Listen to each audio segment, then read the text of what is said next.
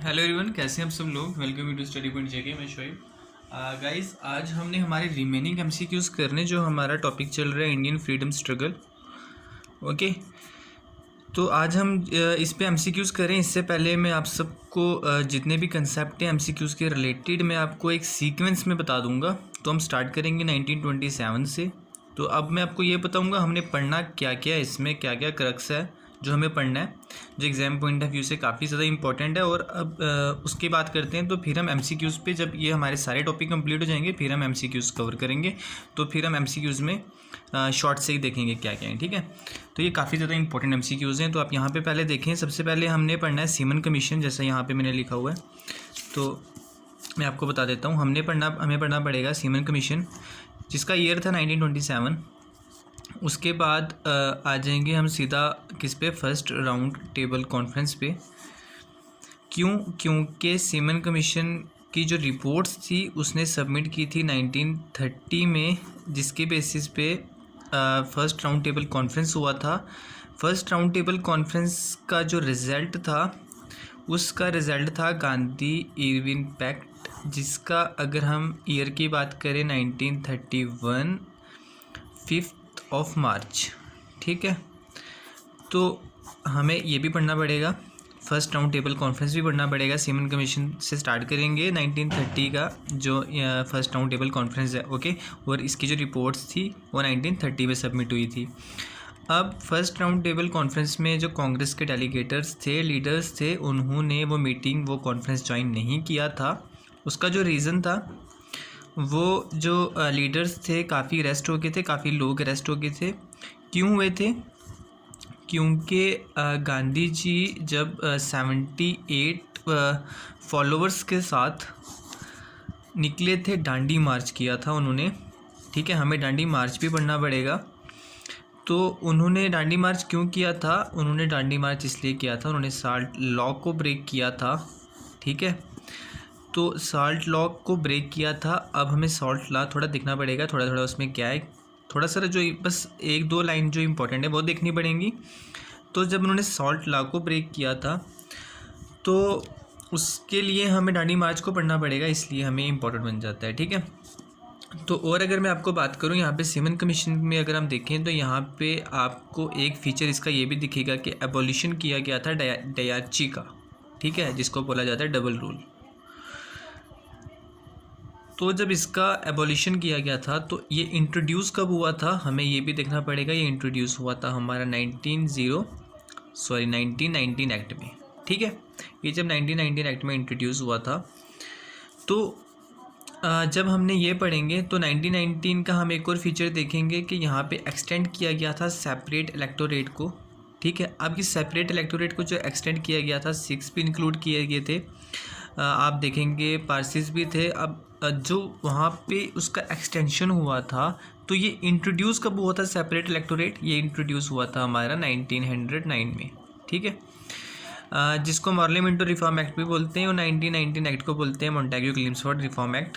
तो हमें 1909 के भी इंपॉर्टेंट फीचर पढ़ने पड़ेंगे। तो ये सारा हमें कवर करना है, ठीक है। मैंने आपको ये थोड़ा सा बता दिया, ये आपको याद रखना है कि हमें पढ़ना क्या क्या है, ठीक है। ये एक चेन है, सीक्वेंस है, रैंडम हम नहीं पढ़ रहे हैं कि हमने डायरेक्ट फर्स्ट राउंड के टेबल कॉन्फ्रेंस उठा ली, ठीक है। तो हमें ये सब चीज़ें पढ़नी पड़ेंगी। एंड गाइज, एक और इम्पॉर्टेंट चीज़ हमें पढ़नी पड़ेगी, सिविल डिसोबीडियंस मूवमेंट, ठीक है। इसको हम कहाँ पे रखें? इसको हमने रखना पड़ेगा जहाँ पे जब गांधी जी ने सॉल्ट लॉ को ब्रेक किया था, ब्रिटिशर का, जब ब्रेक करके उन्होंने हाथ में जब सॉल्ट उठाया था, तो इनॉग्रेट किया था सिविल डिसोबीडियंस मूवमेंट, ठीक है। तो हमें सिविल डिसोबीडियंस मूवमेंट भी पढ़ना पड़ेगा। तो हम स्टार्ट करेंगे सीमन कमीशन से। तो हमारे जितने भी रिलेटेड टॉपिक्स हम सारे पढ़ेंगे। तो हम जितना भी आज की वीडियो में हो सका, शॉर्ट वीडियो रहेगी ये, तो जितना भी हो सका तो हम उतना ही कवर करेंगे। तो एमसीक्यूज़ आपको ये सारा पढ़ने के बाद मैं लास्ट पे एमसीक्यूज़ दूंगा, क्योंकि ये काफ़ी अच्छी अप्रोच रहेगी, ठीक है। तो अब हम स्टार्ट करते हैं। यहाँ पे अगर हम बात करें सीमन कमीशन की, तो उसका ईयर था 1927 का, ठीक है। ये स्टैट्यूटरी कमीशन था। स्टैट्यूटरी कमीशन का मतलब क्या हो जाता है कि जब भी कोई कमीशन पार्लियामेंट की तरफ से बनाई जाती है, जब भी वहाँ का कोई लेजिस्लेचर डिसाइड करता है कि हमें ये कमीशन बनानी है पर्टिकुलर इस टॉपिक पे, इस मैटर पे जिसको रिजॉल्व करना है, तो उस जब वहाँ पे कोई कमीशन बनाई जाती है उसको बोला जाता है स्टैट्यूटरी कमीशन, ठीक है, स्टैट्यूटरी कमीशन। तो ये जो कमीशन थी इसमें 7 मेंबर थे, ठीक है। और इसको किस लिए लाया गया था? इसलिए लाया गया था कि ये जो वर्किंग है गवर्नमेंट ऑफ इंडिया एक्ट 1919 उसकी वर्किंग को चेक करने के लिए कि कैसा वो वर्क कर रहा है। अब अगर 1919 एक्ट की बात करें तो यहाँ पे क्या क्या हमारे लिए इम्पोर्टेंट बन जाता है। तो सबसे पहले आपको याद रखना है इसको बोला क्या जाता है, ये क्वेश्चन आता है, इसको बोला जाता है मोंटेग्यू क्लिम्सफोर्ड रिफॉर्म एक्ट, ओके। और अगर इस एक्ट में जो इम्पोर्टेंट फीचर्स हैं अगर उसकी बात करें जो आपको क्वेश्चन देखने को मिलेगा ही मिलेगा, वो है हमारा कौन सा, यहाँ पे क्या हुआ था, यहाँ पे डायरची को इंट्रोड्यूस किया था, जो मैंने आपको अभी यहाँ पे बताया कि इंट्रोड्यूस किया था डायरची को 1990 में, ठीक है। डायरची इंट्रोड्यूस किया गया था यहाँ पे 1919 में इंट्रोड्यूस किया गया था, ठीक है, इंट्रोडक्शन हुआ था इसका। और अगर यहाँ पे देखिए हम इम्पॉर्टेंट बन जाता है हमारे लिए जानना है कि डायरची का मीनिंग क्या है। इसका मीनिंग होता है डबल रूल, ठीक है, ये आपको याद रखना है। डबल रूल यहाँ पे जब भी ये डायरची थी इसको कहा गया था कि जब भी प्रोविंसेस अपने लॉ बनाएंगे अपने लिए तो उनको 2 सब्जेक्ट्स दिए गए थे जिन पे उन्होंने लॉ बनाना है, ठीक है। जो एक सब्जेक्ट था उसका नाम था हमारा रिजर्व्ड, ठीक है, दूसरा था हमारा ट्रांसफर्ड, ठीक है। रिजर्व्ड पे दोनों को एडमिनिस्टर यहाँ पे गवर्नर ही कर रहे थे। जो रिजर्व थे वहाँ पे गवर्नर कंसेंट उनको नहीं चाहिए था, किसका, लेजिस्लेचर का। Without the consent of legislature वो लॉ बना सकते हैं। तो ट्रांसफ़र में जो प्रोविजंस थे जिन ग्राउंड्स पे लॉ बनना था वहाँ पे, तो वहाँ पे गवर्नर को उसका कंसेंट भी चाहिए था लेजिस्लेचर का, ठीक है, यानी कि पार्लियामेंट का, ठीक है। तो ये आपको याद रखना है। तो और आपको ये याद रखना है यहाँ पे कि जो हमारा 1919 एक्ट था यहाँ पे जो एक्सटेंड किया गया था सेपरेट इलेक्टोरेट को एक्सटेंड करके किन किन को इंक्लूड किया था, वो किया था सिख्स को, इंडियन जो क्रिश्चियंस थे उनको भी इंक्लूड किया था, okay. Europeans and Anglo Indians थे वो आपको याद रखना है, ठीक है। तो ये आप याद रखना इनको इंक्लूड किया था, ये सेपरेट इलेक्टोरेट अब इनके लिए भी होगा। तो ये सेपरेट इलेक्टोरेट को एक्सटेंड किया था, बट इंट्रोड्यूस कहाँ पे हुआ था, ये हुआ था 1909 एक्ट में, जिसको बोला जाता है इसको बोला जाता है मोंटेग्यू क्लिम्सफोर्ड रिफॉर्म एक्ट, इसको बोला जाता है मॉर्ले मिंटो रिफॉर्म एक्ट, ठीक है। तो ये आपको याद रखना है। तो और अगर बात करें, ओके, एंड आपको नेक्स्ट मोस्ट इंपॉर्टेंट फीचर याद रखना है, दैट इज़ यहाँ पे डायरेक्ट इलेक्शन हुए थे for the first time, okay. Direct election से हमें देखने को मिले थे। अब यहाँ पे डायरेक्ट इलेक्शन का मैं थोड़ा सा आपको हल्के से कंसेप्ट बता देता हूँ। आपको ये याद रखना है, जो हमारे सबसे पहले बताता हूँ मैं आपको इनडायरेक्ट इलेक्शन। इनडायरेक्ट इलेक्शन में क्या होता है, ये आपके वोटर्स होते हैं, ओके। ये वोटर्स इलेक्ट करते हैं एक इंटरमीडिएट बॉडी को, ठीक है। इन्होंने इलेक्ट किया इंटरमीडिएट बॉडी को जिसको बोला जाता है इलेक्टोरल कॉलेज, ओके।